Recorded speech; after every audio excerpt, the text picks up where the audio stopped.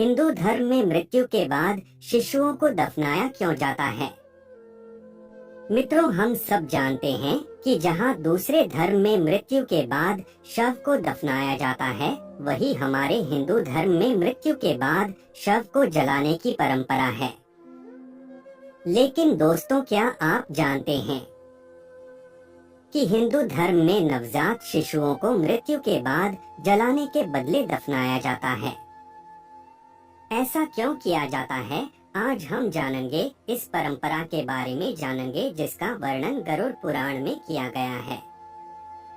गरुड़ पुराण में वर्णित कथा के अनुसार पक्षीराज गरुड़ के पूछने पर भगवान विष्णु उनसे कहते हैं, हे गरुड़, अगर किसी स्त्री का गर्भपात हो जाए या फिर यदि जन्म के बाद 2 वर्ष की उम्र तक किसी बालक या बालिका की मृत्यु हो जाए तो उसे जलाने के बजाय जमीन में गड्ढा खोदकर उसे दफना देना चाहिए और इससे अधिक उम्र के मनुष्य की मृत्यु होने पर उन्हें जलाना चाहिए।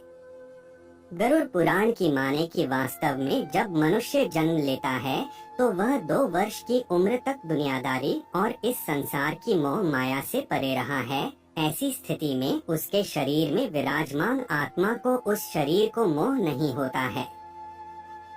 ऐसे में जब कोई 2 वर्ष से कम उम्र का मनुष्य मृत्यु को प्राप्त होता है तो आसानी से उस शरीर का त्याग कर देता है और पुनः उस शरीर में प्रवेश करने की कोशिश भी नहीं करता है।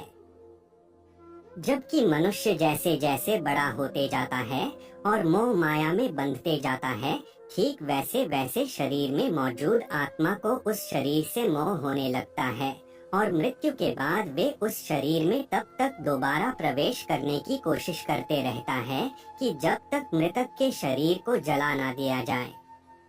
गरुड़ पुराण की माने कि अंतिम संस्कार मतलब दाह संस्कार शरीर से अलगाव का एक रूप है। जब शरीर को जला दिया जाता है तब वे अग्नि द्वारा मुक्त हो जाता है और इसके बाद उस आत्मा के पास कोई लगाव नहीं रहता। वास्तव में अग्नि को हिंदू धर्म में एक प्रवेश द्वार माना गया है, जिसके माध्यम से मृतक को जब जलाया जाता है तभी वे आध्यात्मिक दुनिया में प्रवेश कर पाता है। परंतु बच्चे जिन्होंने ज्यादा जीवन नहीं जिया है, उनकी आत्मा को अपने शरीर से कोई लगाव नहीं होता, इसीलिए उनकी मृत्यु हो जाने पर जलाने के बजाय दफनाने का विधान है।